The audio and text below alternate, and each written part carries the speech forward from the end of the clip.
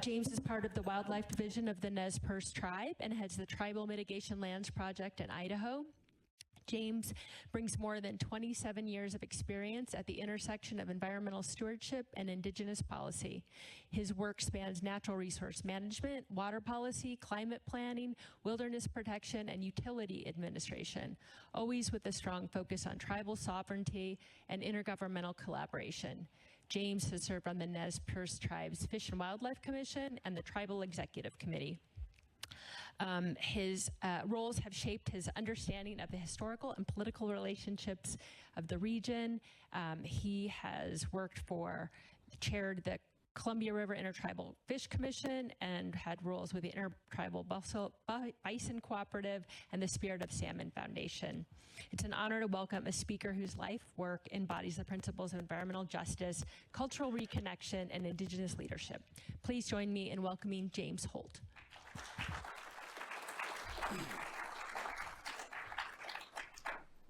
Tots Mewe. Good morning, everybody. I'd like to focus on my elected service here. I think that's really where we'll find some of those nuggets that had been referenced all morning as it pertains to tribes. From my Fish and Wildlife Commission experience in the mid-90s to being elected to the Tribal Council there in the 2000s. But my technical experience has also benefited, being in water resources, all the issues that are dealing with water today, but as well as with this Dorshak mitigation position I'm in now, seeing how agencies interact and really what it means to collaborate in today's environment. But on the side, I definitely had a little experience dealing with federal agencies in these public lands from the nonprofit sector as well, with being the executive director for a few years with the Buffalo Field Campaign, being a part of the Friends of the Clearwater there in northern Idaho, and a little bit with the Confluence Environmental Center in Portland. And all this is built on this legacy of a federal Indian policy. We kind of heard it mentioned, about, there's the tribes over there. They're over there. It's us and it's them. That's kind of like the mentality that we're hearing here. So when we talk about some of this agency culture as a place-based tribe, we have to overcome a little bit more socially or personally beyond that agency culture that is referenced here. When they came to our land, we gave a lot to retain what we have. There's often a misconstrue or lack of understanding as to why we have this sovereignty. We gave land, we gave water, we gave entire forests away. And then they came and they took our gold. They obliterated the buffalo, they obliterated the salmon, all to make sure that they could harness our way of life. And so even through all of that, we have persevered to take our place and back in our landscapes. And there's been a lot of that dilution that we're talking about. There was referenced the Intertribal Buffalo Council. Sometimes these intertribal consortia, they're great to facilitate the exchange of information. They're great to facilitate the spread of science. But what they're not great at is amplifying or magnifying or giving individual tribes their sovereign rights, the rights that are due that tribe based upon the treaty they have with the United States. And so that's like a dilution of our rights when we go into these broader arenas and we start dealing with tribes that may not have a treaty, or they may have a treaty that's not as strong as yours, or they could have no treaty at all and just be an executive order tribe that has a background in that thing you're talking about. Maybe it's buffalo.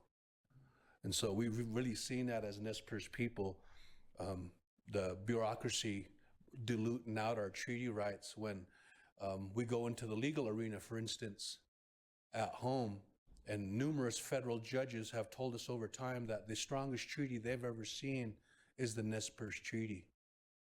And it often doesn't come out that way on the ground because we're diluted out by other tribes surrounding us that the federal government would rather give more voice to because of the assertions that the Nez Perces are making, so to speak. And so we have this government, the formal relationship, as you probably all know, that government to government relationship, sovereign to sovereign. And it's it's not equal. It's lopsided, as you could well imagine.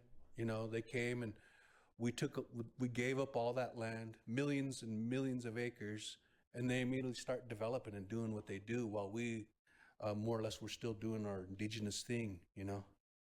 And so it took our tribal councils to come along and really start giving us that standing, you know. So when we get these government to government relationships, that's really our tribe saying, hey, this is our policy. This is how it all relates back to our sovereignty and our treaty rights. And those treaty rights are just a way to cement our lifeways. It's our lifeways that are really the treaty. It's not really those things, the right to fish, the right to hunt, to gather, to graze, you know, to build temporary structures. It's really the lifeways that are behind those rights that we're trying to save.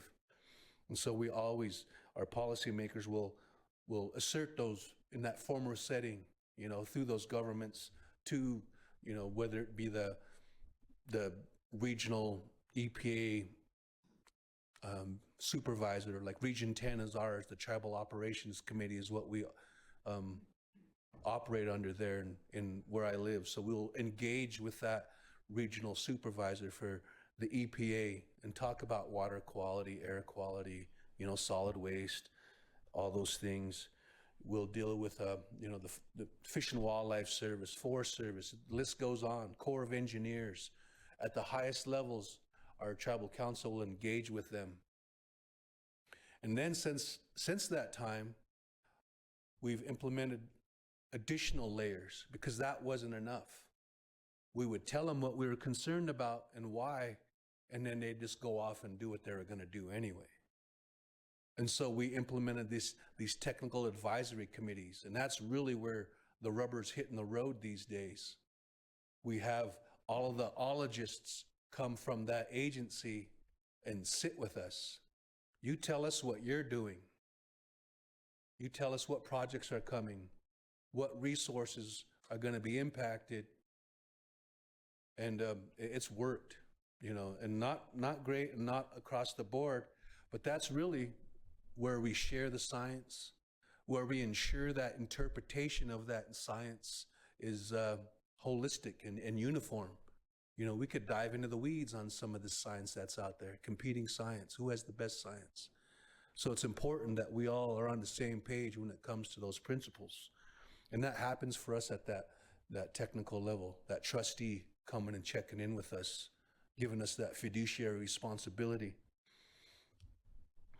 And it's important, you know, because that's where the EAs come out, the EISs. That's where these agencies tell us what's coming down the pike in 3 months, 6 months, a year, 2 years. So we're getting kind of some of that insider information because they're obligated to share it with us as our trustee. And so there's different tiers then about what our rights are as it relates to this public lands. You know, we have never relinquished our identity to that land. And so it creates some gray areas at times, right? We're there as a tribal member enacting practices from time immemorial while we meet a guy from Montana wanting to hike that trail because it's a cool one, you know? So we've learned to share the landscape that way. And even that had overcome some of these barriers that we're talking about as it pertains to ethnicities and cultural differences. You know, going back to how I began, you know, the colonizers came and you're here now. And so that historic relationship has often brought forward into the future as well. And so there's a lot of that damage control, if you will, that we have to overcome because we're still here, right? We still maximize our treaty and we're still engaging with these federal agencies and we're inciting change. not all the time.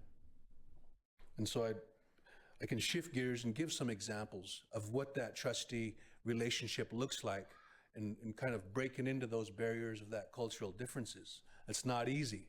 When you get a lot of these ologists coming to the tribe, they don't know what to think often, what to expect. You know, we talked earlier, the keynote referenced where tribes are finally coming up. What Bears Ears looked like 20 years ago doesn't look like that today. That's the case of across Indian country. The Nez Perces, we've been litigating and creating plans since the 60s. And we've come across tribes that haven't really started that. You know, they're coming to us saying, hey, can you come give us some technical assistance? Or, hey, how did you do that over there? Because we don't know how to do that. Some tribes don't. You know, the capacity and their development is at different ends of the spectrum. And it's all out there. It's the whole gambit. You can't really take one tribe and apply it to another tribe. That don't work.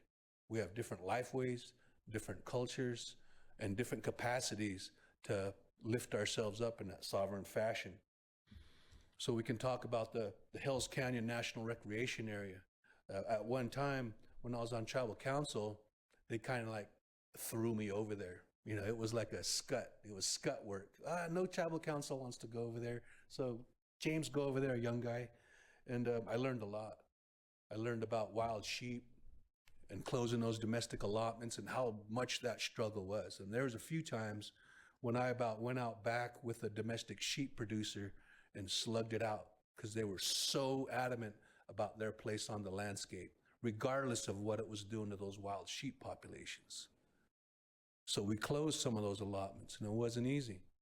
As a tribal delegate, I was focused on their logging practices. I was focusing on the roads that they were going to create and implement for that, what was going to happen to those rare plants. That's where I learned about the microbiotic crust and how important that was to those rare plants that we have, those cultural plants that we still utilize to this day. So a lot's changed in that arena. It's not like how I left it 20 years ago.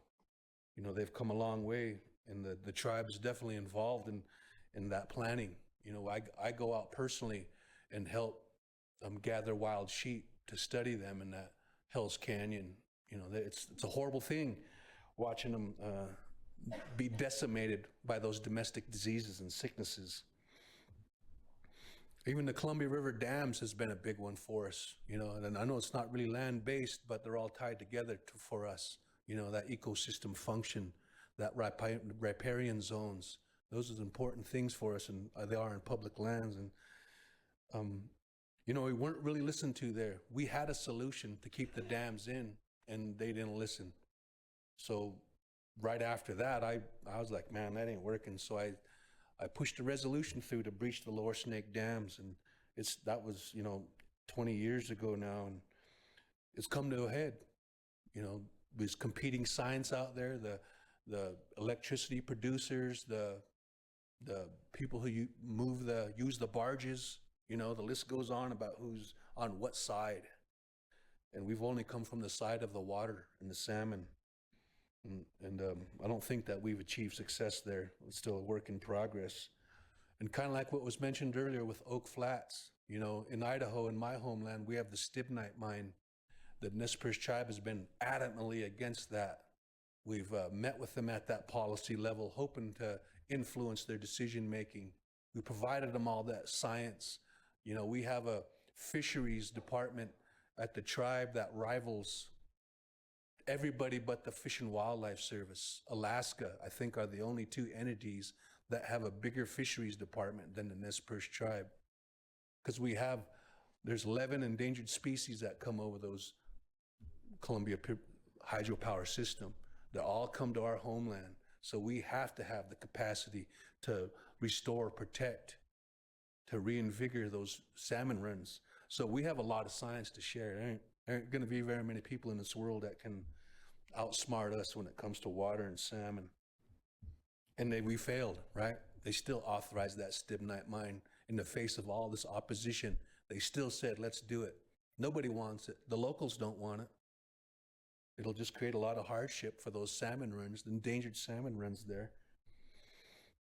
And in buffalo, the Nez Perce tribe, for instance, has been screaming for a huge wild buffalo population in Yellowstone to fulfill its natural niche there as a free roaming herd.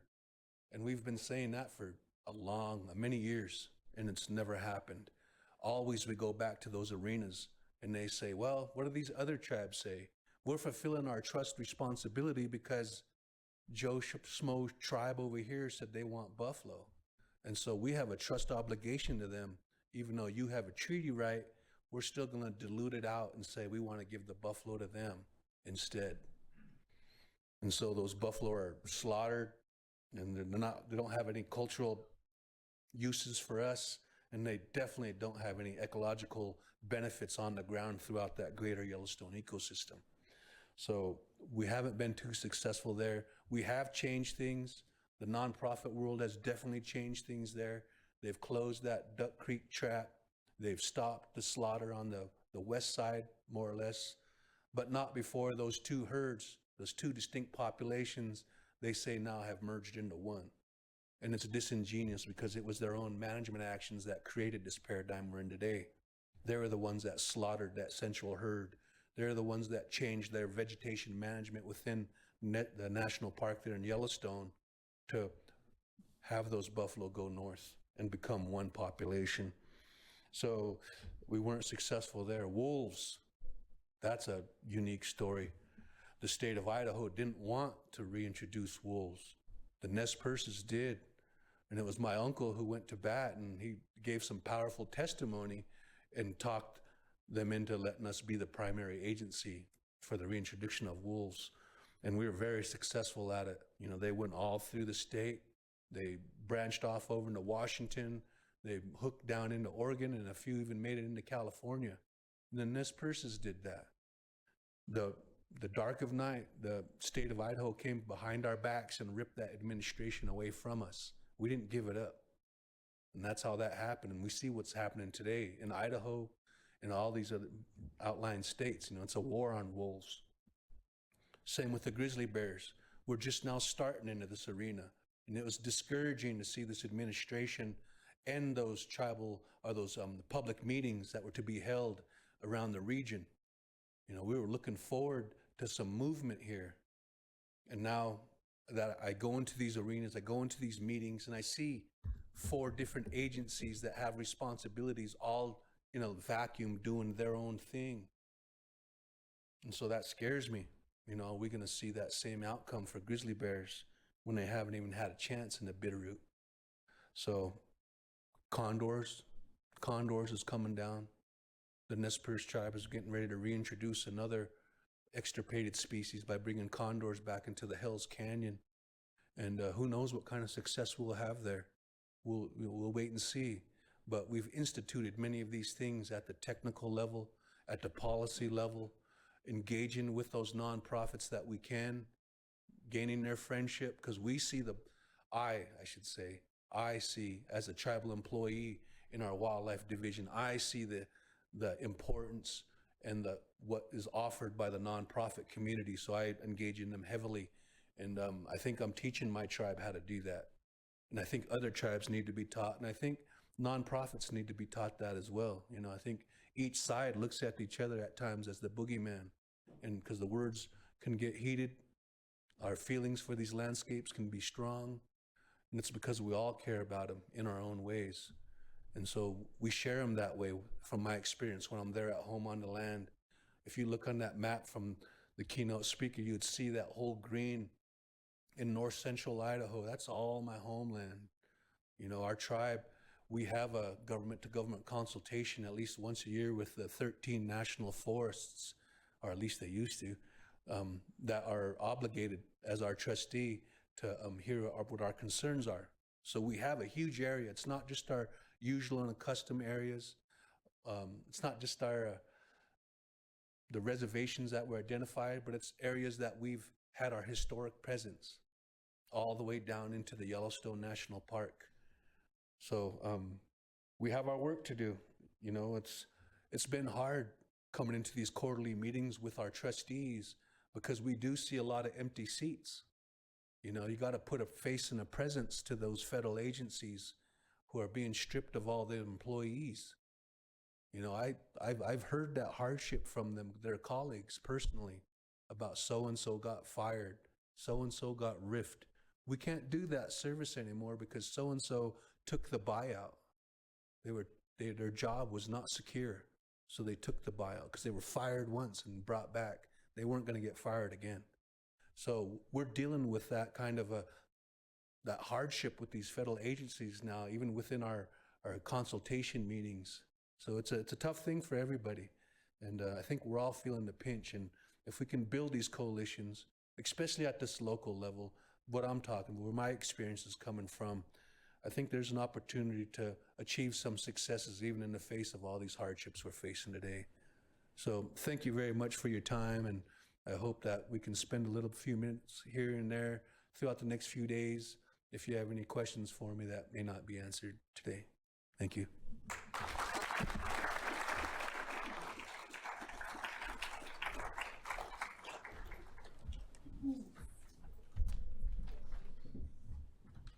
Okay, so we are going to do a short Q&A before lunch. So please raise your hand if you have a question. Great. I have a question for you, Chuck, and I wanted to thank you for coming again this year. In addition to 2022, you were a critical part of similar discussions back then, and to also thank you for coming here while you're still employed by the Forest Service. So you mentioned all the work that you were doing for the futuring exercise with the Forest Service, you know, last year before the Trump administration came in. But I didn't catch what came of that before the new administration came in terms of any changes you maybe were able to implement with policy or regulations or any of the manuals or anything. Yeah, can you hear me all right? So we were actually able to do quite a bit. We were winding a lot of the stuff down as the new administration came in. So yeah, we got the last 2 chapters of our directives officially signed off on, so they'll be implemented. That isn't direction specifically in how we operate, so much as it sets the sideboards for how we can operate. And we've got some pretty wide open opportunities